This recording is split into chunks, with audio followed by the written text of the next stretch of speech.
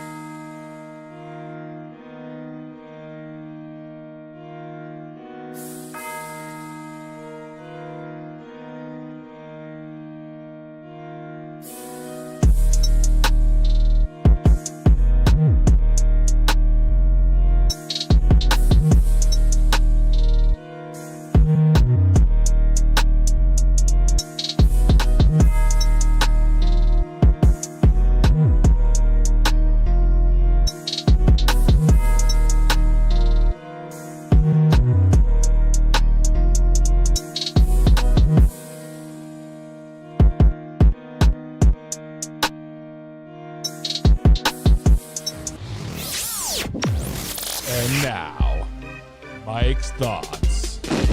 The best feeling in the world is to feel wanted. The best feeling in the world is to love somebody that loves you. The best feelings in the world is to say that they'll do anything in their power to bring you to said situation.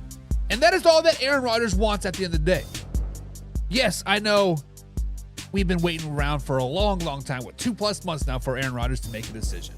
Yes, I understand that he was cut from the New York Football Jets just a few months ago. Yes, I understand that he has options out there. Pittsburgh Steelers, Minnesota Vikings, or even retirement. Guys, the point of the matter is the reason that Aaron Rodgers is stringing us along, the reason that Aaron Rodgers is trashing the New York Jets, the reason that Aaron Rodgers does his weekly show with Pat McAfee is because he loves to feel wanted. That's just what it is. At the end of the day, he wants to feel wanted just like everybody else. So guys, when Aaron Rodgers comes out there and says, I don't know what to do. Yes, as a Pittsburgh Steelers fan, I would be getting frustrated. Draft is 2 weeks away. Next week, right? We don't know what we're going to do at the quarterback situation. Minnesota Vikings. Yeah, you guys have J.J. McCarthy, but let's just be honest. You would love to have Aaron Rodgers. With that being said, guys, it's okay that Aaron Rodgers is stringing this out. It is okay that Aaron Rodgers is playing hard to get. Because everybody needs somebody at the end of the day. I'm with Aaron Rodgers. Play it out, my man. Play it out, play it out, play it out. Cue that intro. Are you ready for the best damn NFL show on the planet? Man Hour Nation, rise up. Yeah, hey, let's go.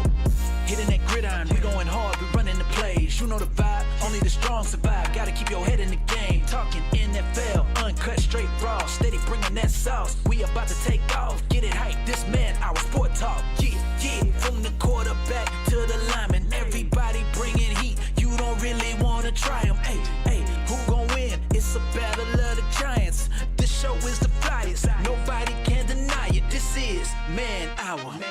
Sport Talk. Man Hour. Sport Talk. What team you reppin'? We keep it interesting. Who caught another down? Who got that interception? This is Man Hour. Sport Talk. Man Hour. Sport Talk. What team you reppin'? Let's go. What is up, Man Hour Nation? Michael Buckosh here with the Man Hour Show, the manhourradio.com. Guys, check out the merchandise case. Check out the blog section as well. But most importantly, guys, right now, if you're listening to us on YouTube.com or Facebook.com or at X.com or on the old TikTok machine, hit the like button and, of course, share this with a couple friends because sharing is caring at the end of the day. And everybody loves everybody. But, guys, we've been breaking down the NFL. We've been doing over-under per bet standards moving forward, and we've done this NFC South. We've done the AFC South. We've done the NFC East. We've done the AFC East, and now we're working our way to the North.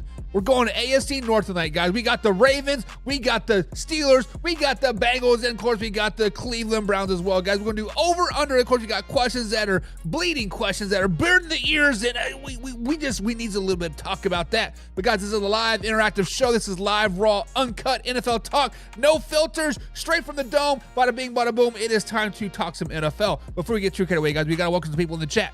We got Alan Sems in the chat. Says, what's good? What's up, my man? What's up? Rico 43's in the chat as well. He says, who do you support? I support Aaron Rodgers in this said situation. I support Aaron Rodgers. String it out, my man. String it out, and have a good time doing it.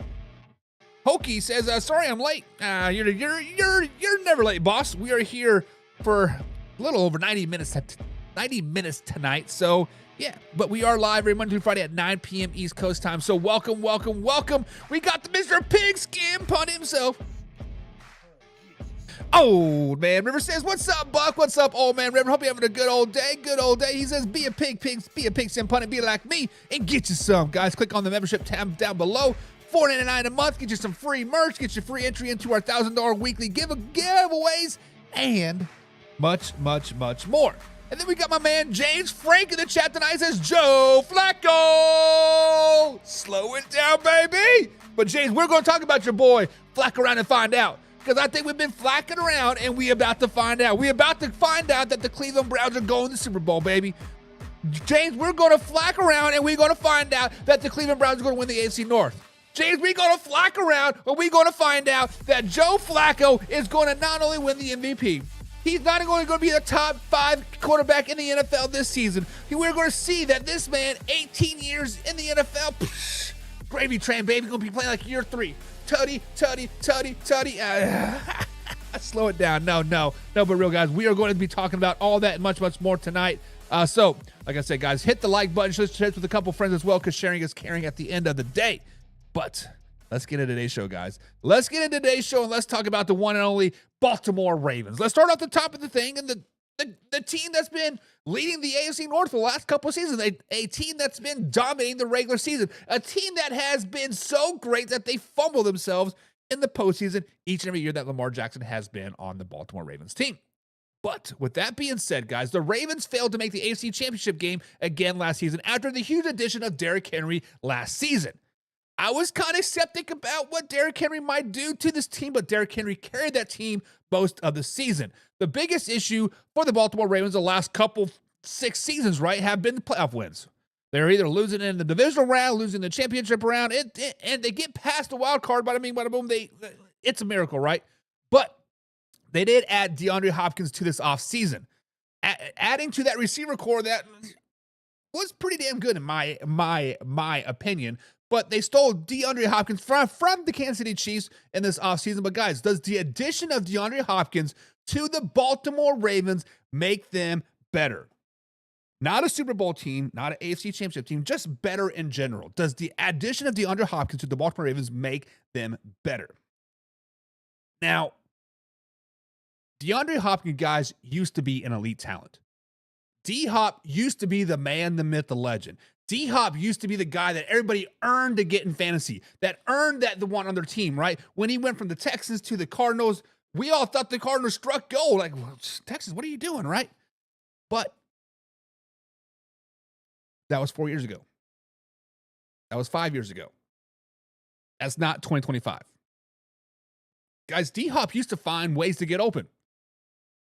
Massive routes, great body positioning. He used to find ways to get open. But last season, when he was picked up by the Kansas City Chiefs midseason from the Tennessee Titans, he just never really showed signs of greatness anymore.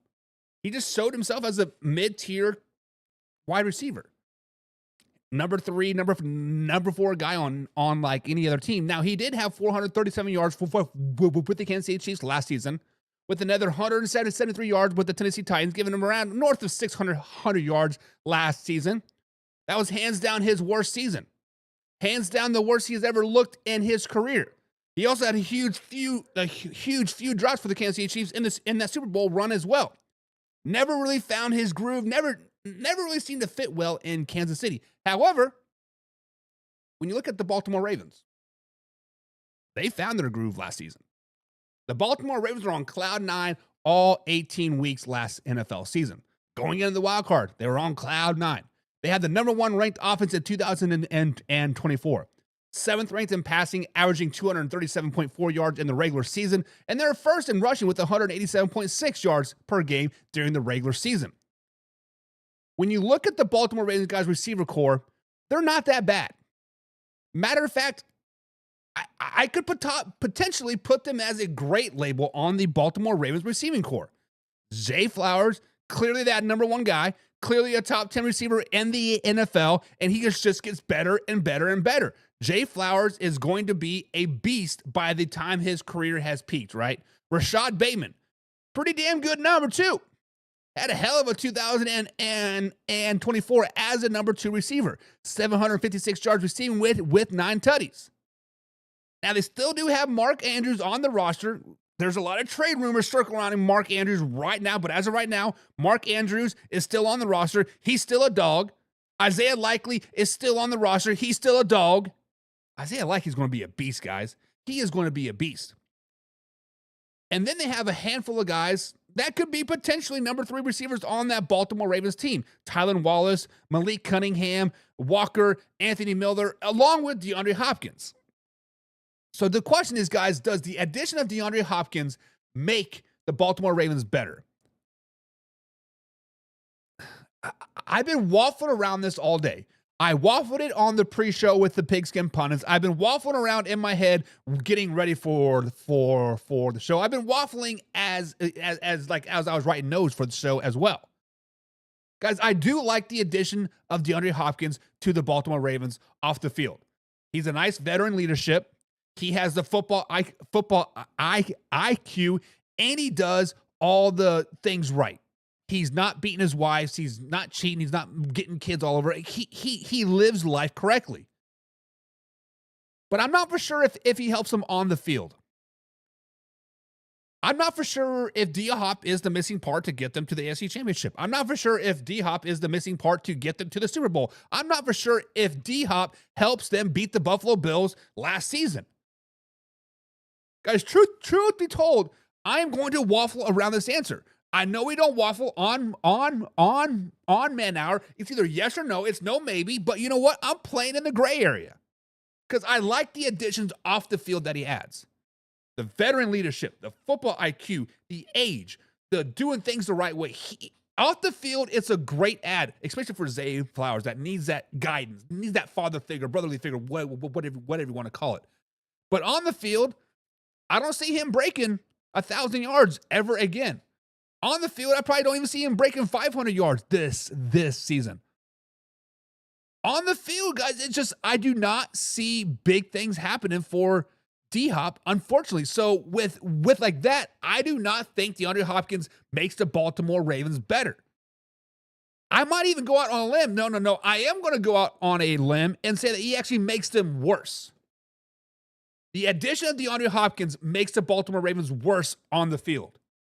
Because that takes touches from Zay Flowers. That takes touches from Derrick Henry. That takes touches from Isaiah Likely, Mark Andrews, Rashad Bateman, right? All those guys get better with feeding them the ball. And I have a feeling in the back of my head, Lamar Jackson, especially first 4, 5, 6, 7 weeks of the season, is going to try to force D-Hop the ball. All of a sudden, Zay Flowers starts getting mad, starts getting the personal fouls. All of a sudden, Mark Andrews is like, hey, you forget about me. I can drop the ball in the end zone too. And then we're saving Derrick Henry for the postseason. So, guys, what do you think? Does the addition of D-Hop make the Baltimore Ravens better on the field? On the field, I'm saying no. Off the field, yes. So what do you guys think? What do you guys think? What do you guys think? My man, James Frank says, we already know we're taking the North, meaning the Cleveland Browns. I was gaslighting you, James. I ain't going to front, man. I was gaslighting the hell out of you. The Browns suck. Let's just be honest. But Real McCoy, my man, he is in the chat. D-Hop is good, just not a number one anymore. Matter of fact, ever since he got traded from the Cardinals, 2 seasons ago? Oh, I guess it would be 3 seasons ago now. He spent 2 seasons in Titans, and then half of it, whatever. But yeah, he has not been a number one for quite a while. I would say the last 4 years. Granted, he has had those 1,000-yard season, right? His first year in Tennessee, he had 1,100 yards, right? But he definitely is not a number one receiver anymore. D-Hop is a possessive route running receiver, and when you lose that step, it is tough, right? And I think his age definitely showed in the playoff run with the Kansas City Chiefs. James Frank says, I was about to say, don't forget about Isaiah Likely. Listen, Isaiah Likely is a top 5 tight end in the league, my man. Isaiah Likely is up there. Isaiah Likely is going to be a dog. I love it. I love it. I love it. And Jay says, read my whole comment. Okay, James, my bad. My bad, buddy. My bad. James Frank says, we already know that we take the North again, meaning the Cleveland Browns. We shall see if they can do anything in the playoffs. I think Hopkins makes them better. He will blowster the locker room and take Flowers and teach him to make Flowers even better.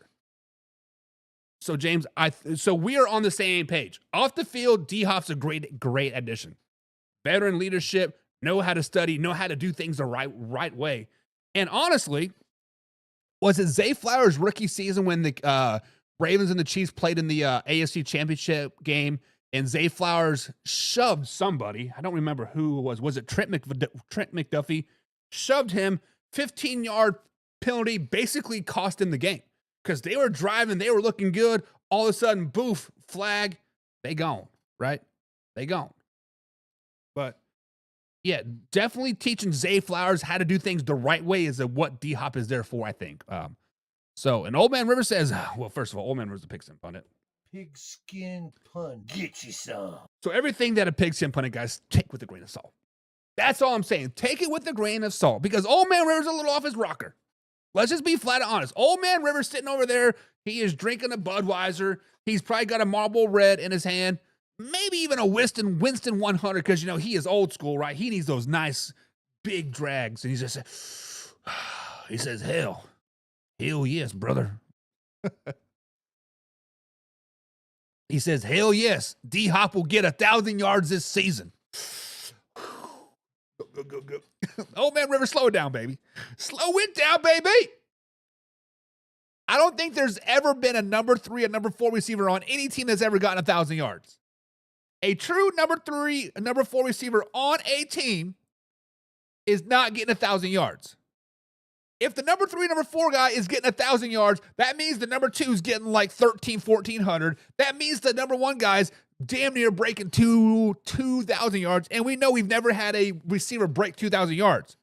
Tyreek Hill was close, but no cigar, right? But if that is the case, if D-Hop has spurts of himself from first year at Tennessee, gets that 1,000 yards, okay. Maybe he does help the Ravens. But I don't think he does. Old Man River. Pigskin pun. Get you some. Says that spreads the ball around, meaning balance. No, Old Man River, you see, no matter what the Baltimore Ravens do, no matter what they do, they can bring in 3 or 4 elite receivers. They can bring Derrick Henry in 5 years ago. Derrick Henry, right? Lamar Jackson is still going to eat. Lamar Jackson is still going to be the centerfold of that offense. Rushing the ball, quick little passes, that is it. He is not going to spread the ball around. D-Hop doesn't need more balance.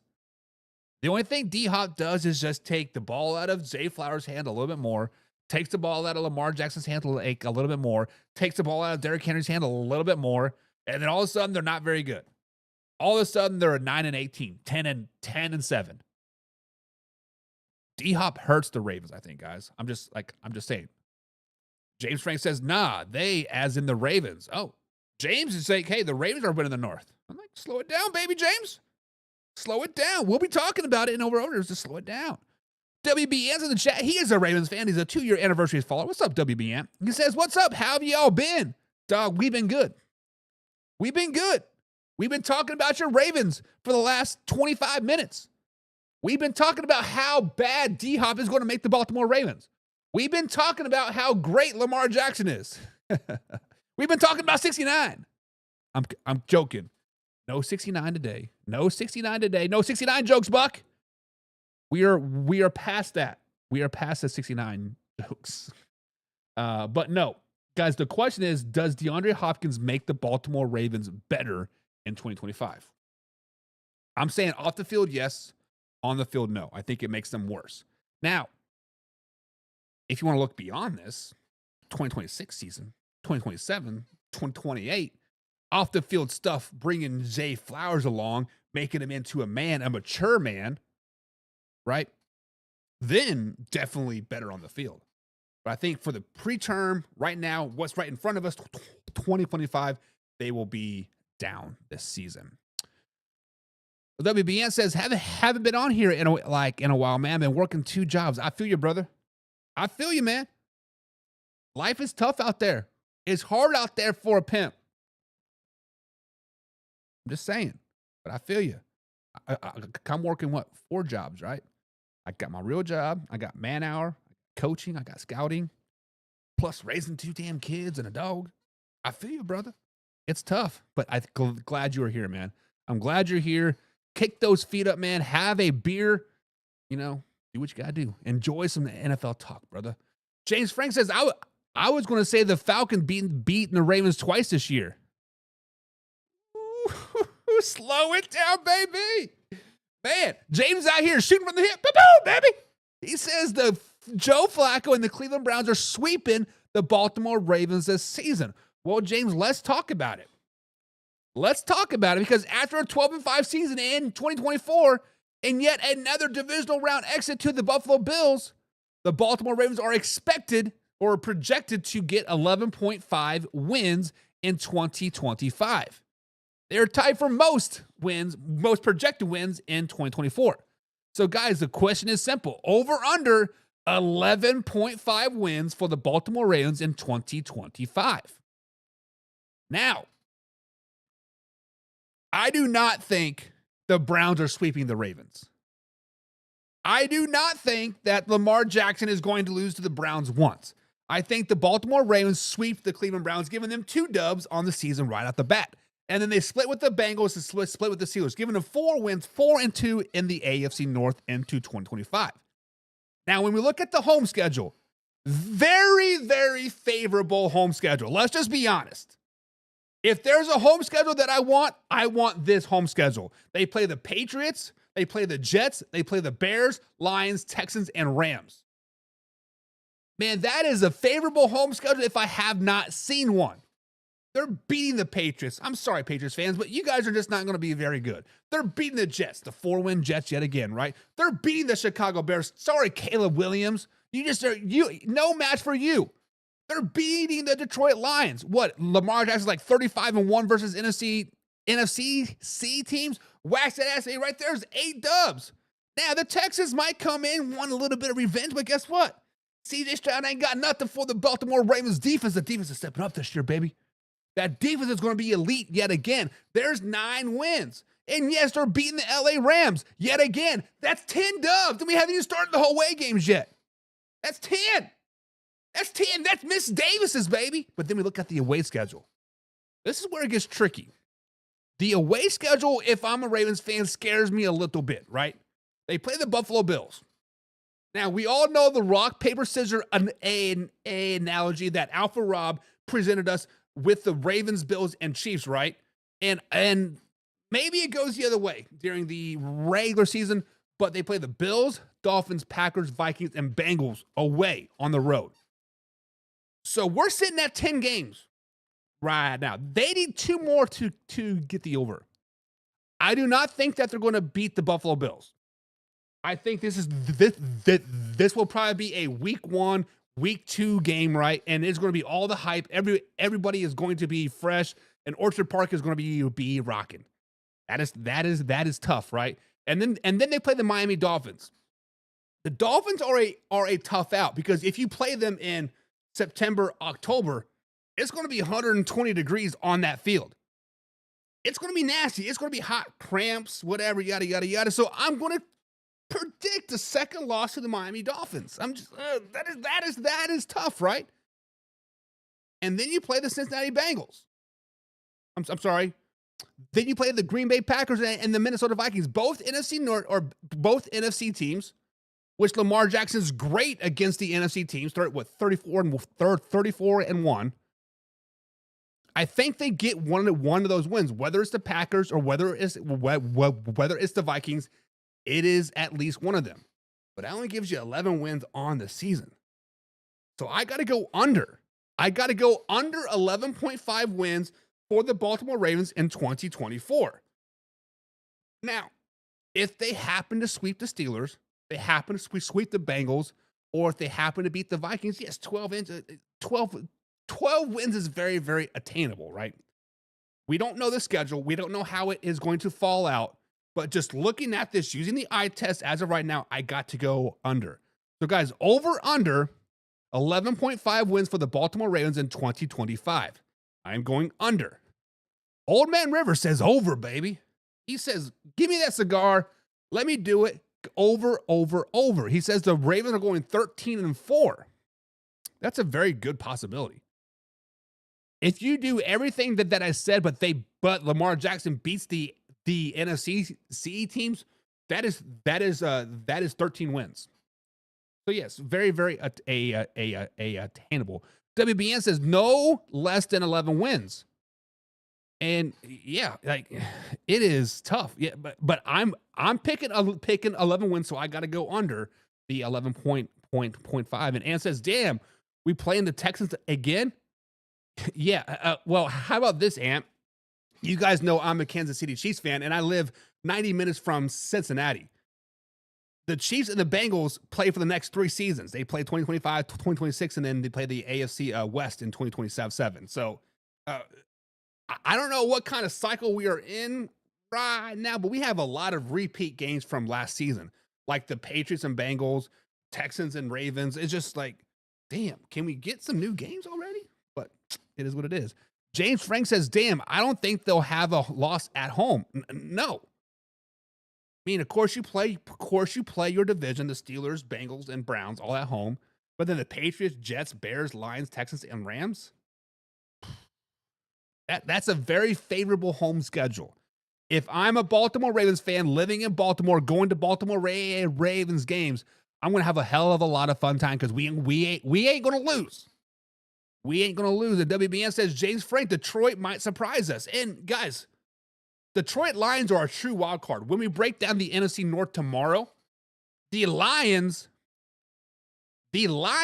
are, they're either going to be super great or back down to 4 or 5 wins. So all you Detroit Lions hater fans, come on out, baby, because, man, it is going to be a hell of a show. Matt Henry, Chicago Bears fan, says, good evening, sir. What's up, Matt? Hope you're having a good old day, man. Will Howard, to the Pittsburgh Steelers, baby. Let's go.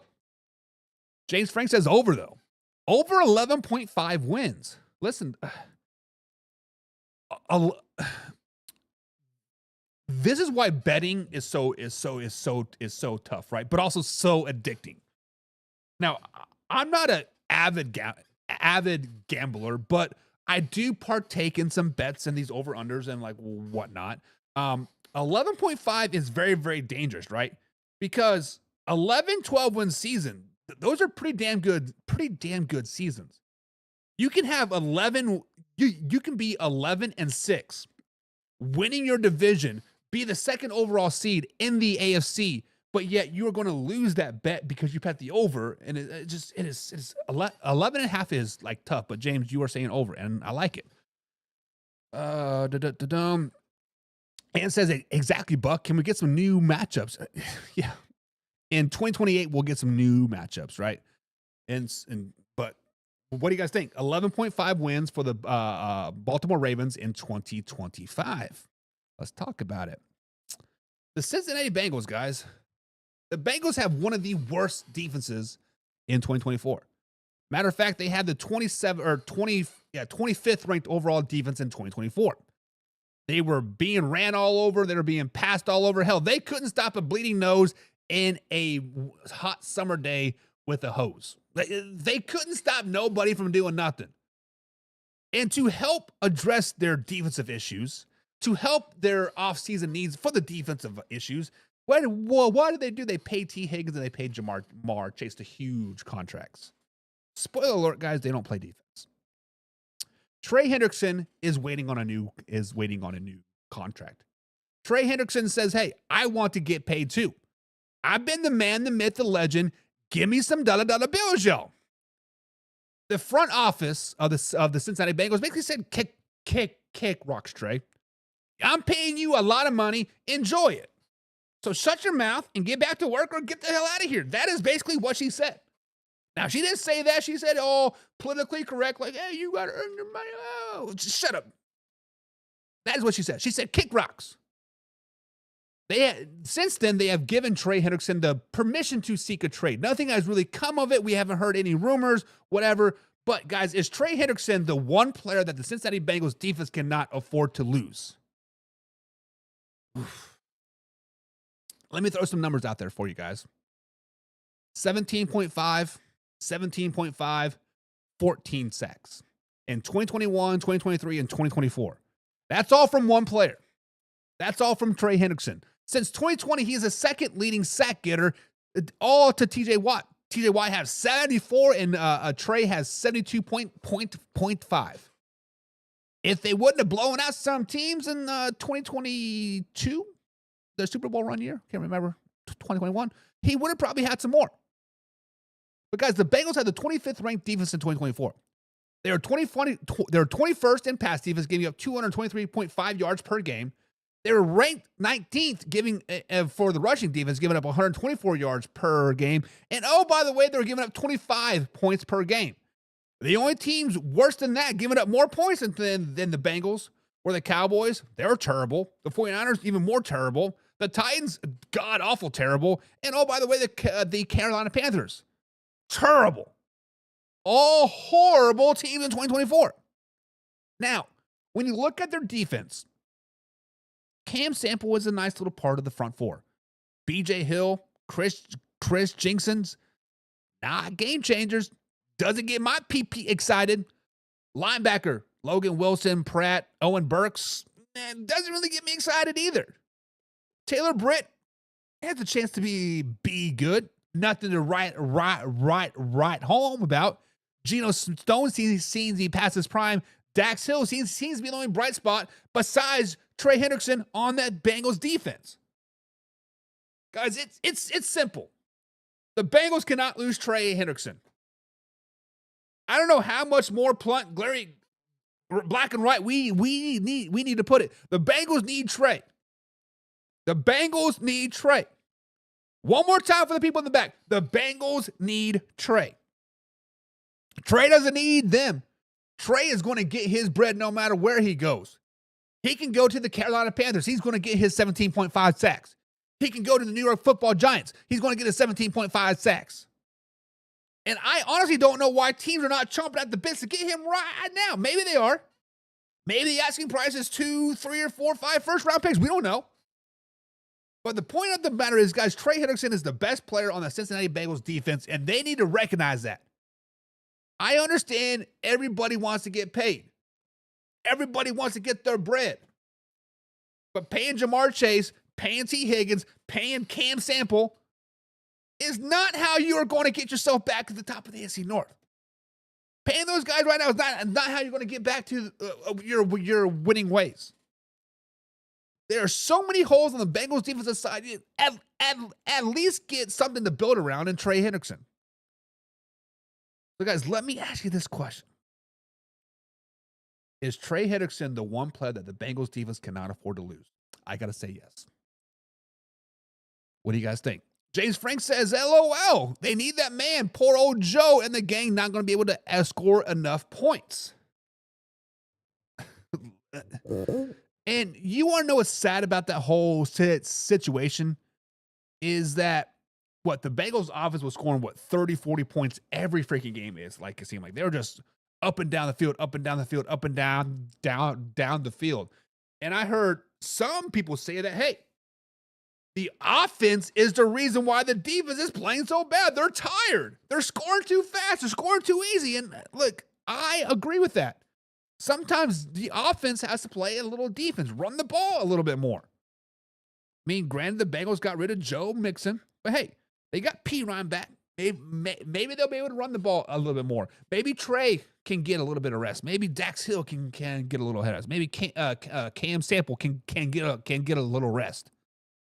But yeah, listen, scoring is the name of the game, and I get it. Defense is not sexy, but defense wins you championships. The last 4 Super Bowl winners had a top 5 defense in the NFL. The Kansas City Chiefs and the Philadelphia Eagles. But yeah, they are pretty damn good. Matt Henry says you can win 15 games and be one and done. That's what happens when you never played for the Lombardi. Whoa. Shots at the Ravens. Slow it down, baby. Slow it down. Oh, man, River. Pigskin pun. Get you some. Says they better draft defense. They better do something.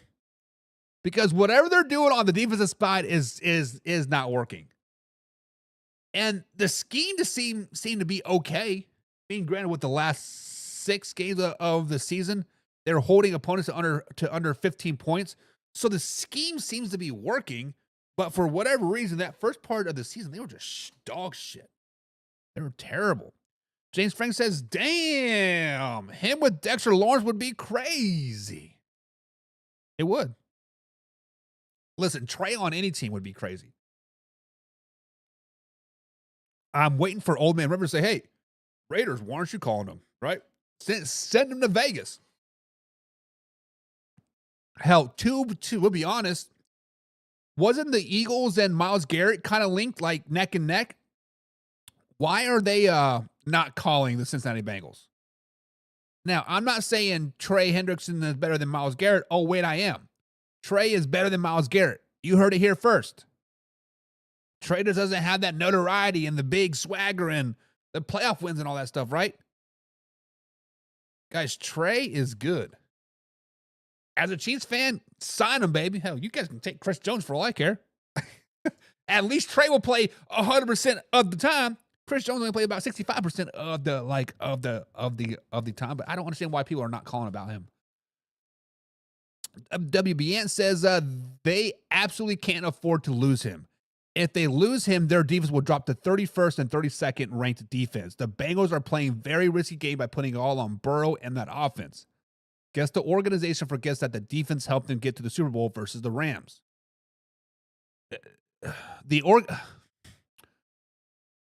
So, and I don't know if you guys have heard this, but my wife's cousins, so I guess they're called my cousins-in-laws, maybe. I don't know. My wife's cousins, they are huge Cincinnati Bengals fans. They live right across the river in Indiana, but you can literally see Cincinnati from their house.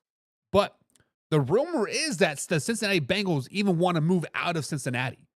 They have to sign this lease by June or July. And if they don't do that, their lease expires at the end of the season and they can move to anywhere that they want. So I think the Bengals franchise is more worried about going to a new city, getting a new stadium, doing this, and this, right? Then they're worried about actually building a championship caliber team.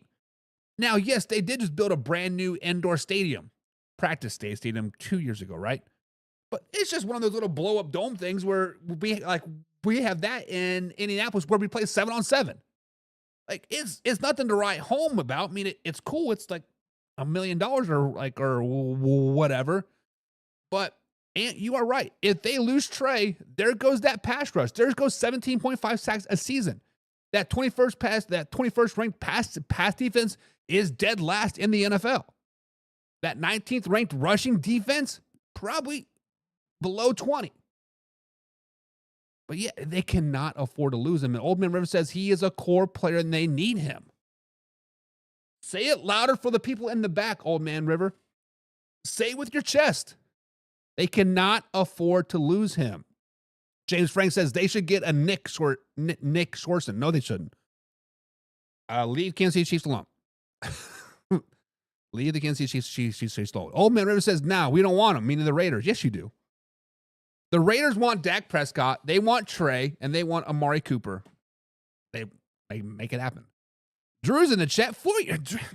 Pigskin pun. Get you Drew has been with the Man Hour for 4 years, man.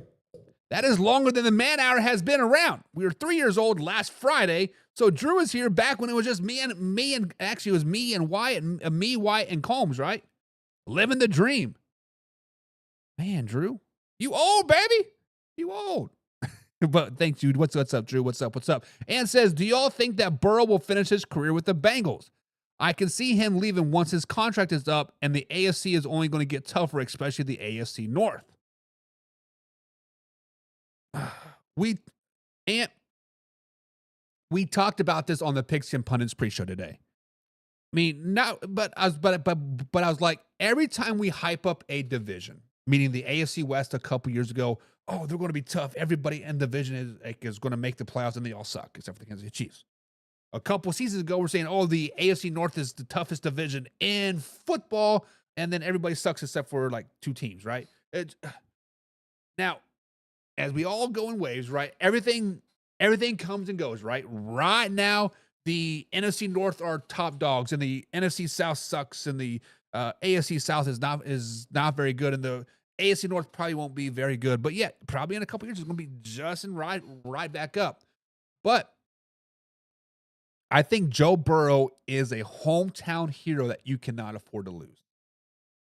No matter the cost, no matter the situation, as long as Joe Burrow is able to stand upright and throw the ball 20, 30 yards down the field, go get an oxygen mask and then come back and do it again, he is going to be a Bengal. I think he is a Bengal for life. It's that hometown hero thing, right? It's the kid playing for his hometown NFL team, yada, yada, yada. I don't ever see Joe Burrow ever leaving anywhere. I don't ever see Joe Burrow moving anywhere. Old Member says, slow down on the Mountain Dew. Never. Papa Do, baby. Papa Do. Real McCoy says the Bengals have lost. The Bengals have lost for so long, they're just happy now that they are. You know, there is some validity to that, right? That there is some validity that you are just so used to your old ways that you're scared to change. Because before Mike Tomlin was Mike Tomlin, the Cincinnati Bengals were Mike Tomlin, right? With Marvin Lewis, Carson Palmer, who was the receiver? Was it Ochocinco? Right? They were happy just making the playoffs. They were happy being 8-8. They were happy making it to the wild card and being an exit, right? They were happy just being mediocre. And then they were, I mean, that's after decades and decades of being terrible through the 80s and 90s, right? And of course, you had Boomer Esiason. They weren't very good. I don't remember that far back. But there might be something to this, real McCoy. There might be something that, hey, we're happy just being just good enough. Us talking about you, right? And maybe you're right. Maybe you're right. Old Man River says most of their payroll is wide receivers and Joe Burrow. Can't afford anything else.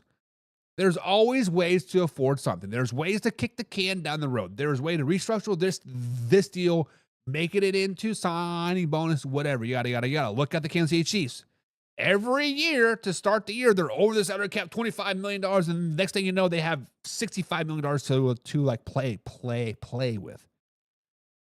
Bengals are starting very, very, very good at managing their money, apparently. Drew says, I miss the old days. They were fun.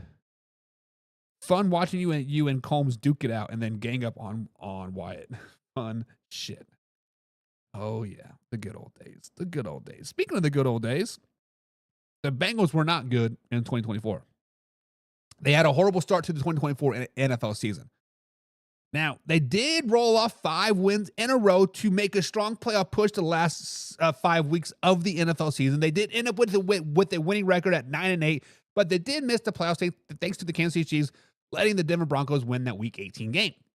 Now, the Cincinnati Bengals, guys, are projected to win 10.5 games in 2025. So over under 10.5 wins for the Cincinnati Bengals in 2025. Much like the Baltimore Ravens, guys, they have a very favorable home schedule. When you look at their home schedule, you would think that this is a 4th-place team. You would think that this team is just not very good, but they play the Patriots, they play the Jets, Jaguars, Bears, Lions, and Cardinals all at home. And now, I do not think that the Patriots come into Cincinnati, Ohio, yet again and beat them again. Patriots is a dub. They're beating the Jets. The Jaguars is a wild card. We'll see what the Jaguars are eventually, but that is a dub as well. They're beating the Chicago Bears, but I think they're losing to the Lions and losing to the Cardinals. So that gives them 4 home game wins on the season. Now let's flip over to the division. I think they are a dead split. They're a 500 division team. So they're 3 wins. They beat the Ravens, Steelers, and Browns all once and lose to them as well, giving them 7 wins on the season. So we're looking at 4 more wins on the road to get over the 10.5 mark. Their road schedule is not very favorable at all. They play the Buffalo Bills, the Miami Dolphins, Denver Broncos, Packers, and Vikings. Guys, I do not see them beating the Buffalo Bills. I do not see them beating the Miami Dolphins at Miami. Mile High Stadium, another tough place to play. They're not beating the Broncos. They're not beating the Packers, and they're not beating the Vikings. They will all be competitive games.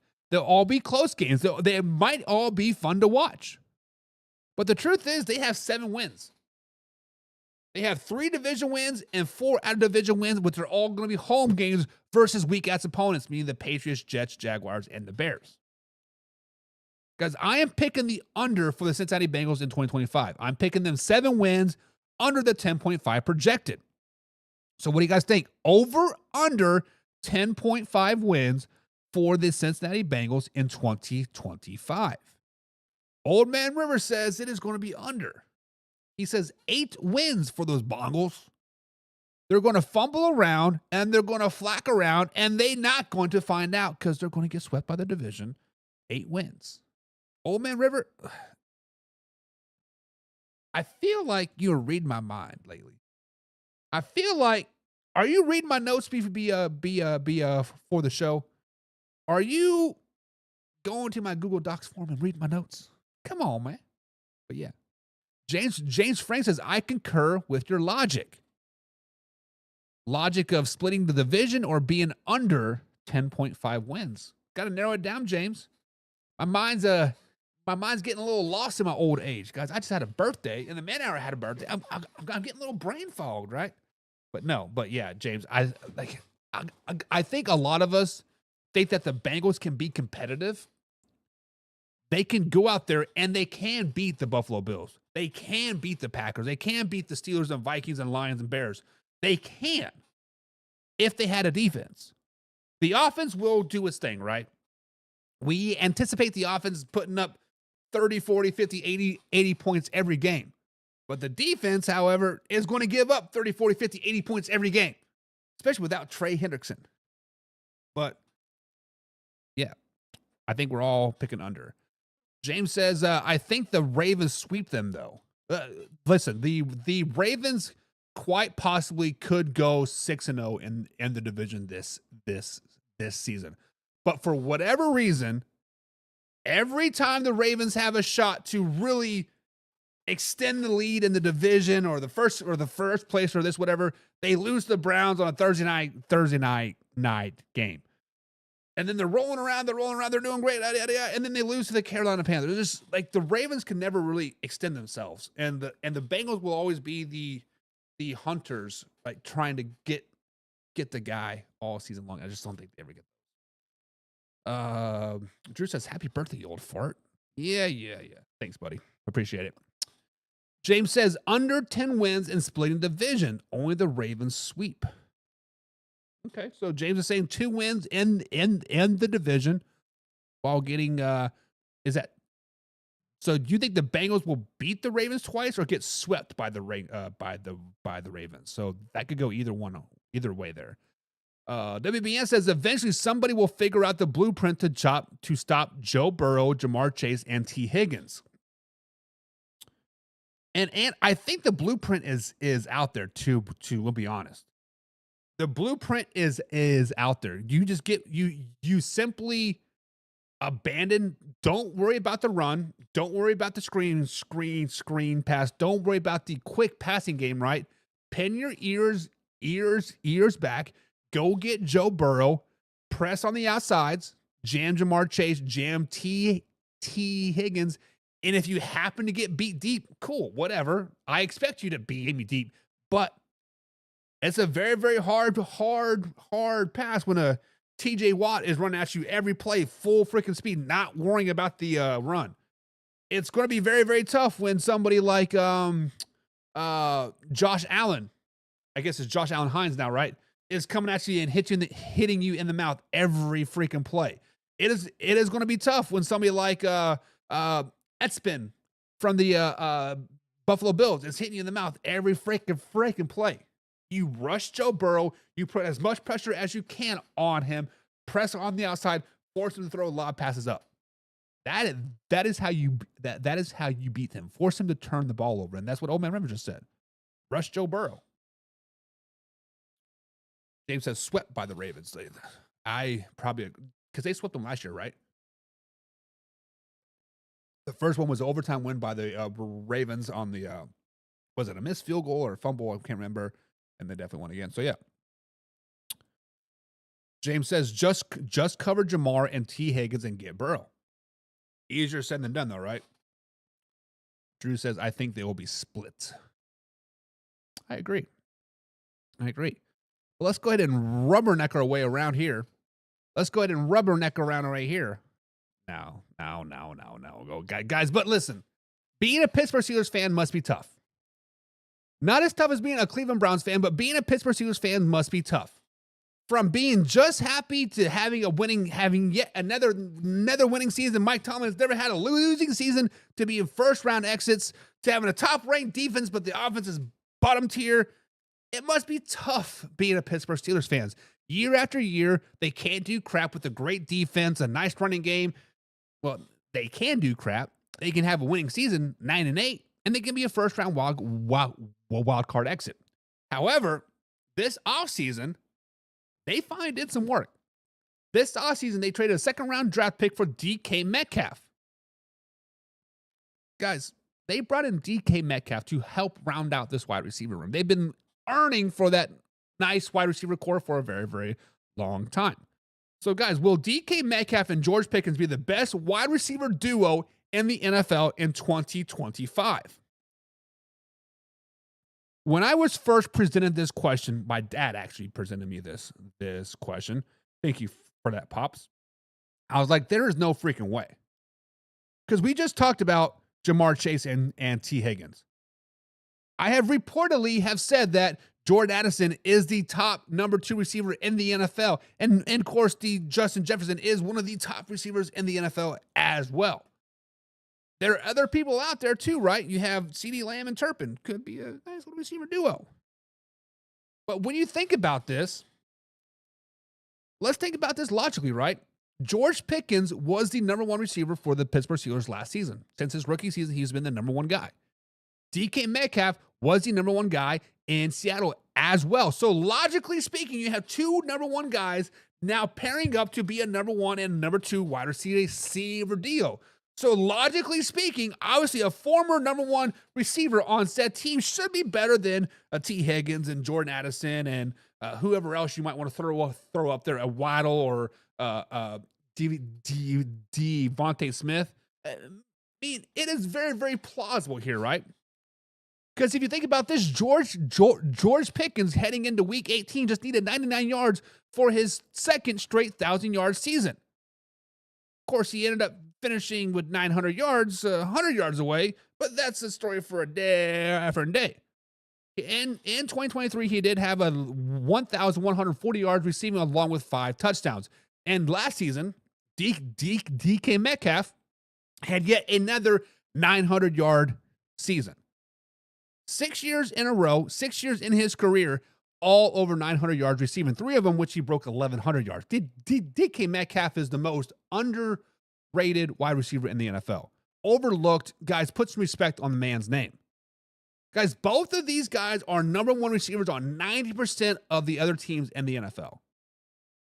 If George Pickens goes to the Jacksonville Jaguars, he is the number 1 guy. If he goes to the Houston Texans, he's the number 1 guy. If he goes to the San Francisco 49ers, he's probably the number 1 guy.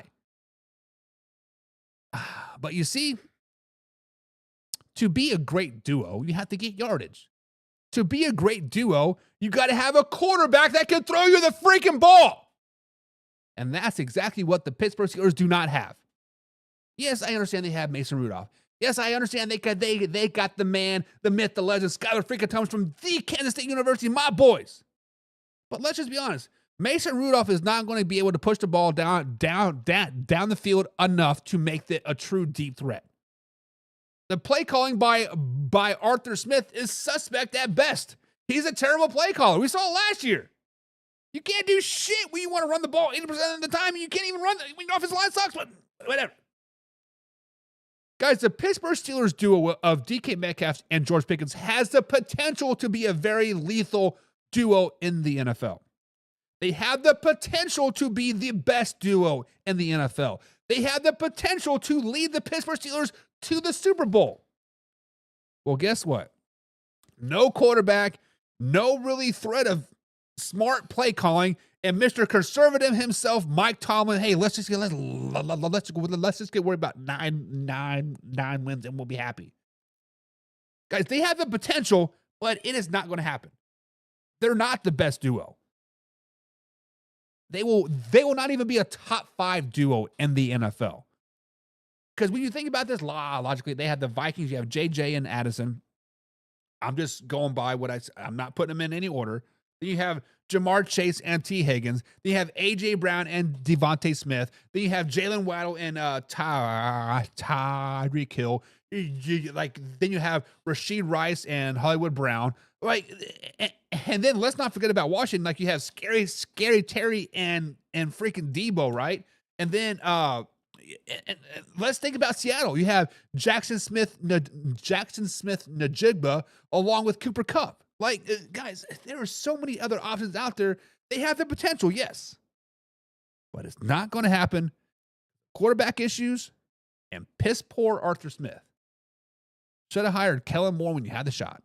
But hey, whatever. It is what it is. Old Man River says they're not the best duo. It's in Minnesota. Minnesota's got the best duo. Oh, let's not forget about the Lions either. They got freaking St. Brown and Jameson, right? They're both tail dogs, right? And Ant says, that's laughable, man. Ant's like, here, let me see if I can get you something for you. I guess I don't have a laughing track. Yes, I do somewhere. Where's it at? Come on now. Maybe I don't have a laughing track. What is this? No. But yeah. Ant says that's laughable. You're right, Ant. Now, let me ask you this, those guys. Obviously, we're saying it is laughable not because it's DK Metcalf and George Pickens. I'm saying it is laughable because of the quarterback play, Mason Rudolph. I'm saying it is laughable because of Arthur Smith. Let's just play in this fantasy what if world, right? What if DK Metcalf and George Pickens were in Minnesota? You take out Justin Jefferson and Addison, all that. George Pickens takes Addison's spot. DK takes JJ's spot. Are we laughing then? Probably not, right? So it's all about where they're at, I think. What makes it laughable. James says, what do you mean? What do you mean to round out the wide receiver room? DK and Pickens are going to be fighting on the field by game 3. No. They're going to be fighting by game 1. They're going to be fighting to see who is alpha male. Because DK got that, what? Was it 5-year deal? $150 million? George Pickens is in the final year of his rookie deal, looking to get paid. Yeah, there's going to be some egos to get hurt. George Pickens will probably be the odd man out. Unfortunately, it's just what it is. You can't pay everybody, right? Because TJ wants to get his bread too. But hey, we'll see. James Frank says depend on who is throwing them the ball though. And James, I agree with that. If Aaron Rodgers comes to Pittsburgh with DK Metcalf and George Pickens, would Arthur Smith limit them still though? Like I think the biggest drawback, honestly, for me is Arthur Smith. His play calling was horrendous last season. I guess I should have looked at, is Arthur Smith still on the Pittsburgh Steelers coaching staff? I'm pretty sure, right? Guys, correct me if I'm wrong. But yeah, I think it's the play calling. Like, honestly, I think it's Mike Tomlin, Mr. Good job, guys. What did he get 3 yards in a cloud of dust? Let's not get too crazy. Let's not get too good. We just want to be average. Let's not raise the expectations. We just want to be average. And James says, and Pittsburgh ain't got no damn quarterback. You're right, baby. You're right. WBN says, let's not forget about Devontae Adams and Puka. Let's not forget about Smith and Chase. Or, sorry, Chase and Higgins and Jetta and Addison and Debo and Scary Terry. Look, Ant, you're preaching to the choir, baby. Now, Devontae Adams and Puka, let's slow it down, baby. Let's slow it down, baby. We'll see what Devontae Adams has left in the tank. He is getting a little long in the tooth, right? We'll see what happens. We'll see what happens. Old Man River says Kirk Cousins is going to Pittsburgh, so they will be the best duo. And we'll see. We'll see if Kirk Cousins, we'll see if our predictions come to fruition. Draft day is what, 10 days away, right? WBN says, if we're being honest, Schittsburg overpaid for DK. Not too many other teams will be made him $30 million a season. And honestly, I don't think they overpaid for DK. Go back and look at his stats. Go back and use your... DK passes the eye test. He plays with passion. He plays with heart. He has football IQ. And he gives 100% each and every down. Stats are nice. The 900-plus yards every season. I wish he could find the end zone a little bit more, but, that's the Seattle with Geno Smith, right? Of course, Russell Wilson, but whatever. We digress. But I think DK Metcalf is going to come out there and he's going to prove a lot of haters wrong this season.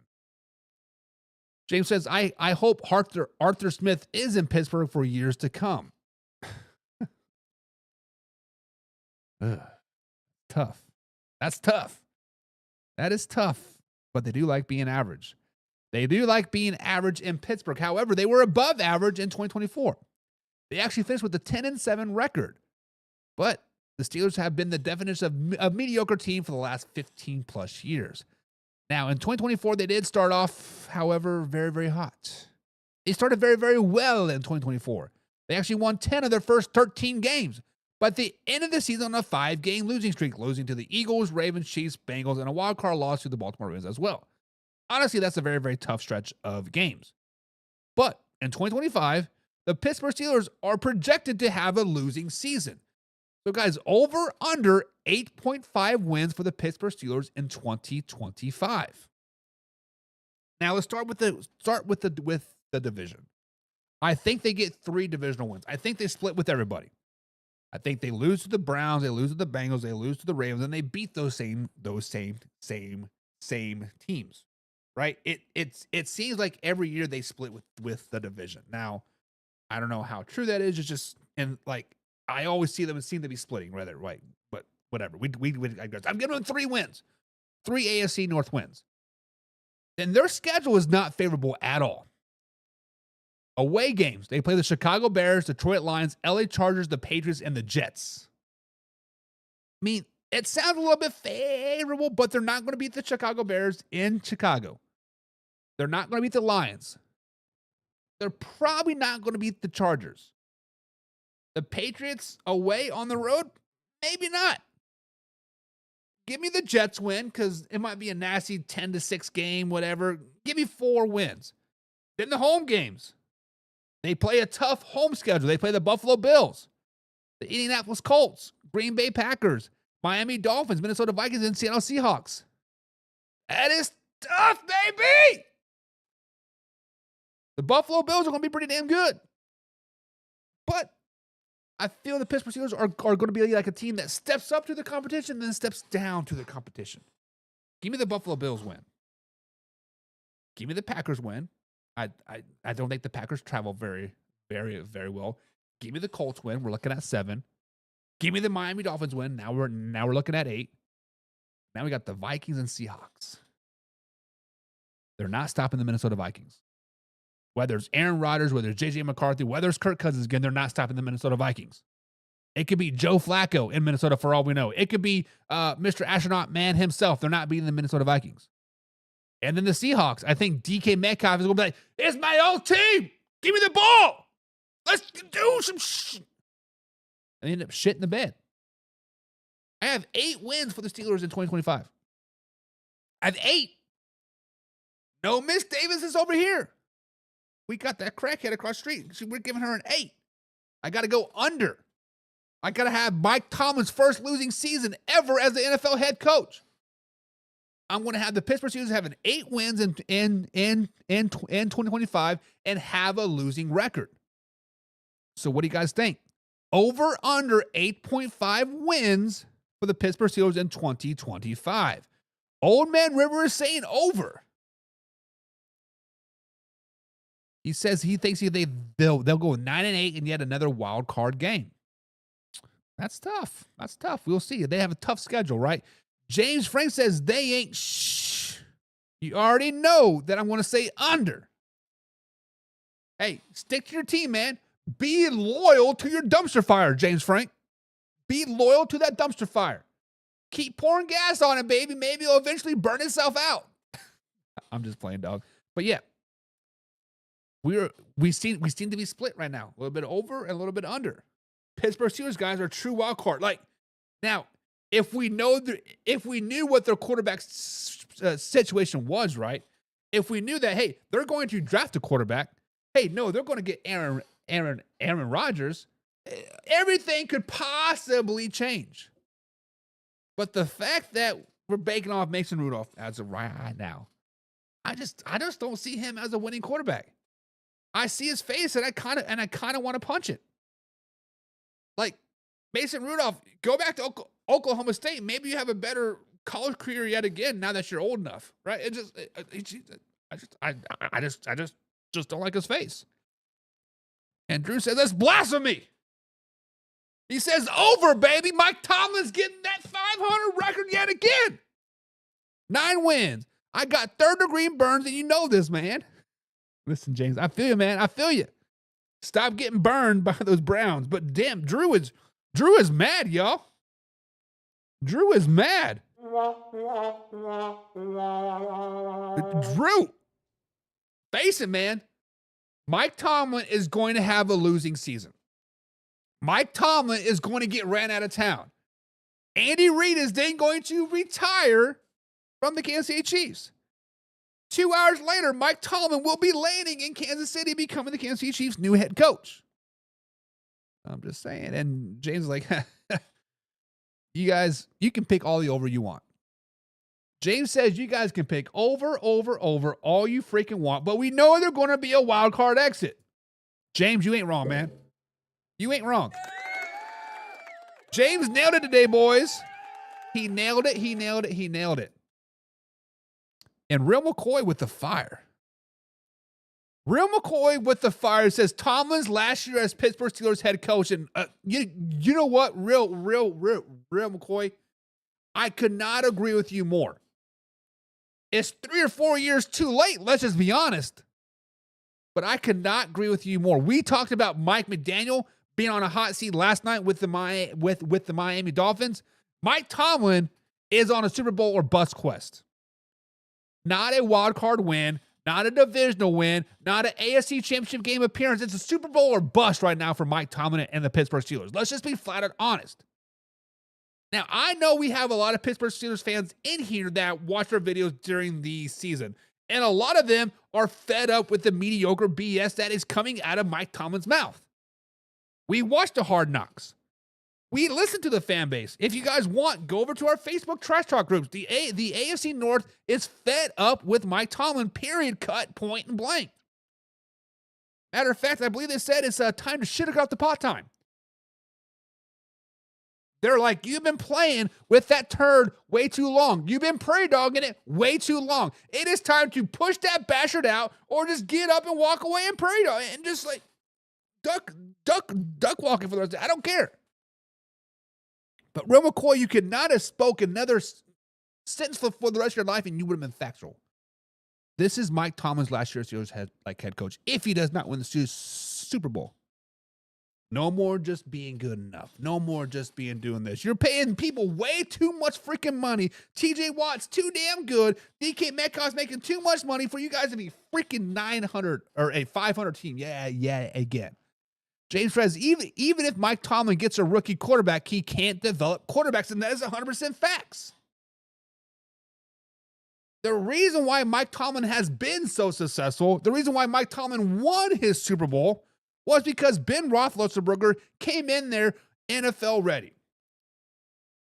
If Ben Roethlisberger hadn't been developed, the Pittsburgh Steelers would probably not even be a 500 team. But you guys are right. You guys are preaching to the freaking choir, baby. The Cleveland Browns. We talked about rubbernecking. And guys, rubbernecking is what it's called when somebody drives past a car crash and they look around and they slow down traffic and other wrecks back happen behind them because we're so busy looking about what is over here. And that's what everybody's looking at doing right now with the Cleveland Browns. Like, what are you guys doing over there? What is going on over there? What is going on over there? Guys, simply put, the Browns are a dumpster fire. Simply put, the Browns are a train wreck. Simply put, the Browns are a car crash and we can't stop looking at it. We go to YouTube and we look up car crashes and it brings up Cleveland Browns games over and over and over again. Now this offseason, they're trying to make some moves. They're trying to make some splash. But right now they're just pouring gas on that fire.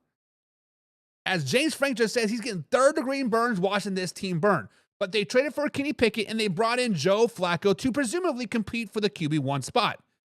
Now, they still have Deshaun Watson on the roster, and he is listed as QB1 per NFL.com and CBSSports.com, but we don't know what his exact timeline is coming back, if he's coming back or if he's going to have more assault, whatever. We don't know. But presumably speaking, Kenny Pickett and Joe Flacco will be battling for the QB1 spot once the NFL training camp starts. Guys, the question is, who should the Cleveland Browns start in 2025? Should it be Kenny Pickett or should it be Joe Flacco? It's just crazy to me that the Cleveland Browns are having this conversation yet again. It is crazy to me that we thought that the Cleveland Browns finally figured out with Kevin Stefanski and Baker Mayfield, and they had what? They had Amari Cooper and Odell Beckham Jr. and Nick Chubb and Myles Garrett and Jadarius Smith. Like, they had everything looking, everything cooking good, and now we're back to square one just a few years later. It's just crazy. Guys, but Kenny Pickett has been labeled a bust. Kenny Pickett, ever since being pushed away out of Pittsburgh two seasons ago, he is a bust, right? His rookie season, 2,400 yards passing, 7 touchdowns to 9 interceptions. His second season in Pittsburgh, 2,070 yards passing, 6 touchdowns to 4 interceptions. Goes back to what, hey, Mike Tomlin can't develop quarterbacks. But hey, we will see, right? Now, he was a backup in Philly last season. He did win a Super Bowl ring with the Philadelphia Eagles last season. Now, when we look at Joe Flacco clearly has all the stats, all the accolades, all the vet status, the rings, etc. Joe Flacco has everything. However, this is his 19th NFL season. However, Joe Flacco is pushing, 42, 43 years old. Joe Flacco is well past his prime. Joe Flacco is well over the hill. Joe Flacco is nothing more than just a name at this point, to be honest. As I don't want to throw any shade on Joe Flacco, it is what it is. He got benched last year by the Indianapolis Colts for Anthony Richardson after he tapped himself out. That shows you how bad Joe Flacco played in 2024. But the real question is, what are the goals? What is the plan? What does the future look like for the Cleveland Browns? Right? Are they building for the future, aka tanking for Arch Manning, tanking for another top 5 pick in 2026? Or do they actually think that like they have a roster to win now and they're looking for that bridge gap guy? And I think if you want to win, if you think you have the roster to win right now, you have to start Joe Flacco. Joe Flacco is a proven winner. Granted, we don't know how he will play this season. We saw how he played in Indianapolis, pretty shitty. But that's the Colts, so that's the story for a different day. But if you're looking to build a roster, put Kenny Pickett in there. See what you have out of the guy. See if he could be your quarterback for the future. He might lose you a lot of games and get you that top overall pick, or he could win you a lot of games and be a great guy. Guys, the point of the matter, there is no correct answer here. There is no correct answer. Because we don't know the goals, we don't know the direction, we don't even know what the wish list for the Cleveland Browns are moving forward. Let's just be honest. Every time we think the Browns have something figured out, they're like, hey, look over there, let's turn this left, right? They're driving down I-70, I-80, going east and west, and then all of a sudden they end up in Oklahoma. You're like, what is going on? All of a sudden, they're on I-35 South, heading out of Des Moines, heading down to Kansas City, and the next thing you know, they're on I-10 in California. Like, what is going on? We don't know what's going on with the Cleveland Browns. Nobody does. But if you think you can have a roster that can win right now, start Joe Flacco. Let's flack around and find out, baby. But if you think you are building for the future, aka tanking, put in Kenny Pickett. That's just me personally. But who do you guys think? Who should start for the Cleveland Browns in 2025? Kenny Pickett or Joe Flacco? Old Man River says Joe Flacco. Joe Flacco should and will be the starter. Real McCoy says Cleveland deserves all the losing records. They do. They screwed my man Baker Mayfield. Guys, I know some of you are new here. Some of you have been around. But let me tell you why I love Baker Mayfield so much. It's not because of his NFL play. It is not because he's the man, the myth, the legend. It's because when he was in Oklahoma, they were playing the Kansas Jayhawks. I believe they're at Lawrence, Kansas, playing that particular game. Baker Mayfield goes out for a pregame handshake, and the Jayhawks are like, "No, we're not going to shake your hand." Baker Mayfield proceeds to jack off and splue it on the crowd. Take that, Jayhawk fans. Go rock chalk this. And proceeded to beat down the Jayhawks by 60-plus points. Proceeded to give them another 20-game loss in a row. By the way, I hate the Kansas Jayhawks. That's why I love Baker Mayfield so much. I want to let you guys know that. James Frank says LOL or LMAO. Great band, by the way. We know Flacco should be the starter, but I see Kenny Pickett starting and Joe stepping in by week 5, I will say.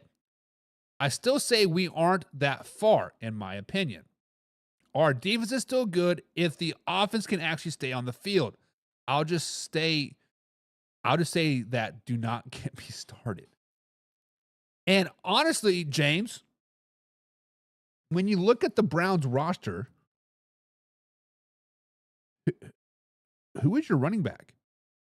Because we know Nick Chubb is still a free agent. I was under the impression Nick Chubb took that deal, but he didn't. Jerome Ford is not your guy. John Kelly Jr. I don't even know who that is. Are you saying Jerry Jeudy's a true number one guy for you guys, and Cedric Tillman and Michael Woods II? I do like Njoku as tight end, but the offense has so many question marks that you can have the best defense in the world. You still got to score 6 points or three points to like win the game. And I don't know if this offense right now is currently constructed could do that. Drew says, listen, I've been around the block. I've seen bad Kansas City Chiefs teams. I've seen good Kansas City Chiefs teams. And Drew is saying you have to start Kenny Pickett. If you want to build for this future, if you want to be like my Kansas City Chiefs, says Drew, you have to start Kenny Pickett. Take my word for it. I've seen it. Real McCoy says Bernie Kosar is coming back. We'll never see Cleveland Browns win a Super Bowl. That's tough. If John, correct me if I'm wrong, but Bernie Kosar was a undrafted free agent, if I'm not mistaken. And wasn't he the only undrafted free agent quarterback to win a championship? Am I thinking of the same guy or the correct guy? I think I am. I'm not for sure. James says, Kenny Pickett did say he ain't there to hang around. I like his spirit. I still wacko for Flacco. Draft Hunter and trade back in the first round to get Dart or Milroe. I think you're going to have to jump over 21 to get Dart or Milroe, but we'll see. Real McCoy's Cleveland's baseball team has a better chance of winning a Super Bowl. The Cleveland, no, what are they called? They're called the Guardians now, right? Because you can't say Indian, apparently. So, yeah, you are not right. James Frank says, tank for Arch Manning to have another Eli decibel like when he got drafted by the Chargers and all of him got to the Giants. The Mannings ain't going to let Arch go to Cleveland. Not wrong. I wouldn't let my sister go to Cleveland. Pickett just spent a year with one of the best offenses in the league. You think he didn't learn from them? Listen, I'm not saying that Kenny Pickett is a bad guy. But what I am saying is when you go from an elite level when you come from an elite level organization, an elite offense, an elite defense going to the Cleveland Browns, you need to understand your role. You need to slow it down, baby. You need to understand that 2024 is done and over. And the 2024 season for the Browns is one that they would like to forget. The lone highlights of their 2024 NFL season was beating the Baltimore Ravens at home in Winston's first start of the season, and then 2 games later, a win over arch rival Pittsburgh Steelers. Beyond that, they had 14 losses in a season. That's tough, baby. That's tough. When you are 3-14 in any NFL season, it's a season that you may not want to remember for a very, very long time. But 2025 is a new year. 2025 is a new team. 2025 is bright horizon for the Cleveland Browns. However, they are only projected to win 4.5 games in 2025. So, guys, under 4.5 wins for the Cleveland Browns in 2025. Guys, I think the Cleveland Browns go 2-4 in the division this season. They get swept by the Ravens, and they beat the Steelers, and they beat the Bengals. So give me 2 wins. Right now we're almost halfway there. We get 3 more wins. We are above the over here. Their schedule's not favorable at all. Granted, they do play a lot of their tough games at home. They play the Buffalo Bills at home, the Green Bay Packers at home, the Miami Dolphins, the Minnesota Vikings, 49ers, and Titans all at home. I don't see them beating anybody but the Tennessee Titans at home. Give me the Titans as a win, but they're not beating the 49ers, they're not beating the Vikings, they're not beating the Dolphins, they're not beating the Packers, they're not beating the Buffalo Bills. That's tough, but facts are facts. Those are all really, really good, really, really well-balanced teams. Right now, the Cleveland Browns are not. Then you look at their away schedule. They play the Chicago Bears, the Detroit Lions, the Raiders, the Patriots, and the Jets. They beat the Raiders because the Raiders are worse than they are. I'm just playing, John. But no, they're not beating the Raiders. They're not beating the Jets. They're not beating the Patriots. They're not beating the Bears. They're not beating the Lions. Guys, it is tough for me to say this because, James, I like you, man. I appreciate you being here, hitting the like button, share this, and having a conversation. But your Cleveland Browns right now, James, are a dumpster fire. They are a dumpster fire, and I have to go under 4.5 wins for the 2025 NFL season, only giving them 3 wins. Now, I could see them probably potentially beating the Jets or the Bears or the Raiders if they were at home. But the fact that they are on the road, that's tough. That is tough, right? And you don't know when you're going to play the Raiders, right? Is it going to be the Raiders that are good for 8 games or the Raiders that are bad for 8 games? Like, you just don't know. But as of right now, guys, I got to go under. And it's honestly the running back situation. If they had a little bit better running back and a little bit better offensive line, I would definitely pick in the over. Five games is still a terrible season, but damn, 4.5, that's tough. That's tough. James says, and Myles Garrett being the youngest player to 100 sacks that season was worse than the 1-15 and 0-16 season. Listen, I could not imagine being a Chicago or a Cleveland Browns fan. I couldn't imagine it. James says, I'm not saying over, but not by much. We play the NFC North. Yes, playing the Packers, Bears, Vikings, and Lions is tough. That could easily be 4 losses right there. But on the bright side, you do play the Jets, the Patriots, and the Titans. So there's a good thing. John B says, yikes, 1-16. You like you think? No, they'll go 3-14 again. I'm thinking 3 wins. 3 wins is the floor. Like I think they have to get at least 3 or 4 wins. But over 5, that is tough. James says, nope, we lose to the Raiders and we play like shit against the Raiders. Probably. James says, I've been saying this curse of Baker Reagan Mayfield. Listen, James, go out there and buy a goat. Go out there and buy a goat. Take it to the home games. And once you start to win, once you guys make the playoffs again, people are going to start praising your GOAT, and you will be a Greek god in Cleveland. James, go buy a GOAT right now. Go buy a GOAT. Make it happen. But guys, over under 4.5 wins for the Cleveland Browns in 2025. I got to go under. John B is in the chat. What's up, John? He says maybe they get Arch Manning in 2026 and ruin his career before it even starts. John, we literally just talked about that like 5-6 minutes ago before you jumped on. James is like, listen, Arch Manning's dad. Who is Arch Manning's dad? It's what's Peyton's older brother name? Cooper, right? It's Cooper's son, right? They're not going to let him go to Cleveland. They are going to pull what they did for the LA Chargers and like Eli, like, no, we want out, and make him trade him. But guys, I think you're right. I think you guys are all right. Guys, we have all had some great NFL talk today. We've all been living the NFL dream, guys, and we are live every Monday through Friday at 9 p.m. East Coast time right here on YouTube.com, of course, Facebook.com, and we are part of the Believe Sports Network as well.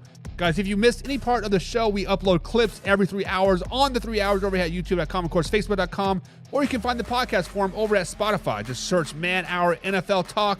All four words there, Man Hour NFL, and like I can talk bada bing bada boom. It is right there. So guys, follow us over there on Spotify or iHeartRadio. Bada bing bada boom. But guys, until then, we out. Hey, now it's time to take off. Gotta keep it live and raw. Better stay tuned in. Man, our NFL talk. I know that you're ready for more. They on the field, ready for war. Who's in the lead? I'm checking the score. We about to do it like never before. NFL live, uncut, raw. This is Man Hour NFL Talk. Let's go.